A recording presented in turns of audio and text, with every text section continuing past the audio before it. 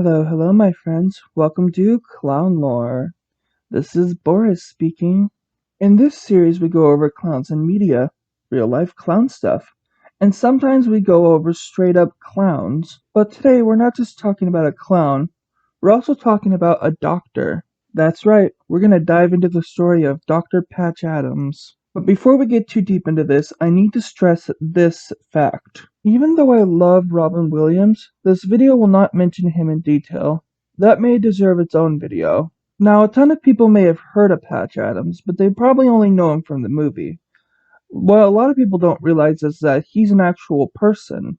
He's not just a movie character. But before we talk about his current work, let's talk about his history. Dr. Hunter Adams was born in Washington, D.C. in the 1940s to parents Anna Stewart and Robert Adams. His father, a United States Army officer who fought in Korea, died while stationed in Germany. Patch was only 16 at the time.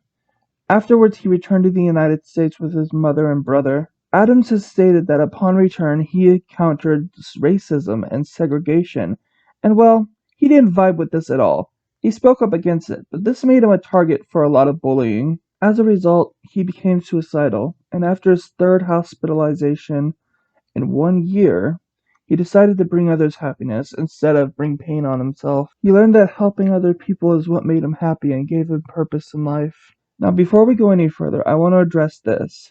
If you feel suicidal in any way, please talk to somebody you trust. I will link the suicide hotline below in the description. Now, back on the subject of Dr. Patch. He went to study medicine, earning his Doctor of Medicine degree, but he soon found pain in the form of his closest friend in the world being murdered in the late 1960s. Despite this being a girl in the movie, it was actually a guy who was his best friend in real life.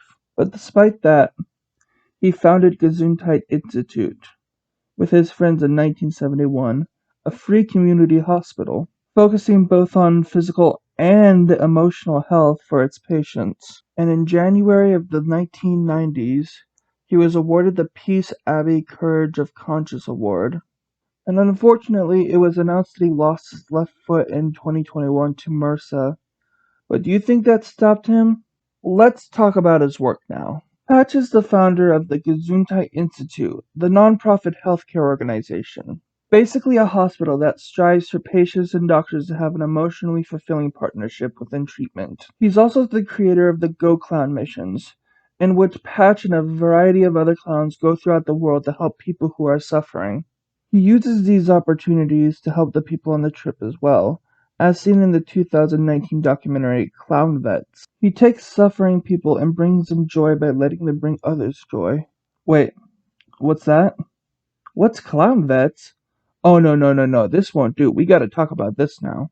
Around 2019, Dr. Patch Adams put together a clown mission of war veterans with PTSD. He states in this documentary that his goal is to help them reconnect with love, compassion, and friendship, and he does this in Guatemala, having them clown for people who are suffering, people who are in pain, people who have lived in a 6x6 room for over 9 years. At one point, a hardened man who barely wanted anything to do with this in the beginning helps a blind and mute girl walk around the hospital for the first time in years. He brings kindness back to these vets. He has them invest in love, and for that, they feel it in return. Now, not many people know that Patch Adams is still alive, but he is. He's a great person, a great clown, and a great human being, and still is in my opinion. And even though I don't think Patch is the kind of guy to Google his own name, on the very slim chance that he's actually watching this, I want to remind him that he is loved by nearly everyone I know, and I'd love to meet him. My grandma would love to meet him too, but that's only if he's watching. Anyways, it's time to end this video. Please subscribe so you can see the next video when it comes out, and ring that bell too if you want to.